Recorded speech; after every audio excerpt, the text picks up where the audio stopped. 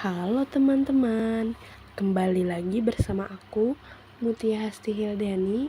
Kali ini aku akan membahas mengenai berpikir kritis dalam pemecahan masalah. Oh iya, sebelum itu, kalian tahu gak sih apa yang dimaksud dengan berpikir kritis? Berpikir kritis adalah cara berpikir yang melibatkan analisis dan penilaian informasi dengan hati-hati. Ini berarti kita tidak langsung percaya pada apa yang kita dengar atau baca, tetapi kita mempertanyakan dan memikirkan hal tersebut. Dengan berpikir kritis, kita bisa membuat keputusan yang lebih baik dan memahami sesuatu dengan lebih jelas. Di dalam keseharian kita yang penuh dengan informasi dari segala arah, kemampuan untuk mencari bukti pendukung sebuah berita, menilai sumber yang bisa dipercaya, serta memilah dan menindaklanjuti informasi menjadi semakin penting. Kamu perlu memiliki kemampuan berpikir kritis yang matang untuk bisa melakukan semua itu. Nah, berpikir kritis tidak sama dengan pola pikir kritikus. Kamu tidak harus mencari hal yang tidak kamu suka dalam semua hal yang kamu temui.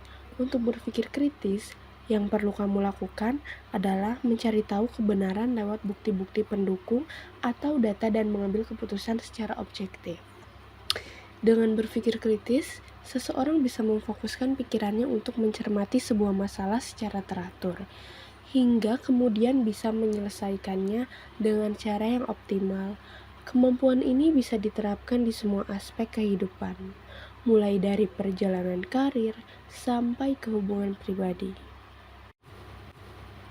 Kemampuan berpikir kritis diperlukan untuk berbagai situasi yang mungkin akan kamu hadapi dalam dunia kerja, seperti dalam pemecahan masalah. Kemampuan berpikir kritis berperan penting dalam pemecahan masalah atau penyelesaian konflik dengan baik. Mulai dari mengidentifikasi masalah, menilai solusi yang bisa diambil, hingga akhirnya memilih tindakan yang akan dilakukan. Jika perusahaanmu sedang memiliki masalah dengan penjualan, misalnya, maka kemampuan berpikir kritis bisa membuatmu untuk menemukan akar masalah dan mencari solusi yang paling baik untuk masalah tersebut. Dengan begitu, daripada berkutat pada solusi yang terlalu luas seperti penjualan harus ditingkatkan, kamu bisa mengambil solusi spesifik seperti strategi pemasaran perlu diubah untuk menjangkau target audiens yang lebih muda. Agar bisa memahami masalah yang sedang dihadapi, kamu perlu berpikir kritis untuk mengumpulkan data dan informasi yang relevan. Dengan pengetahuan yang lengkap, kamu bisa mengukur solusi mana yang akan membawa dampak paling menguntungkan. Setelah meninjau bermacam solusi alternatif, kamu bisa merencanakan strategi ke depannya, mengalokasikan sumber daya, dan menjelaskan alasan kamu memilih solusi tersebut pada orang lain. Tentunya, sebagai seorang pemikir kritis, penting untuk disadari bahwa semua itu baru langkah awal dari proses pemecahan masalahmu.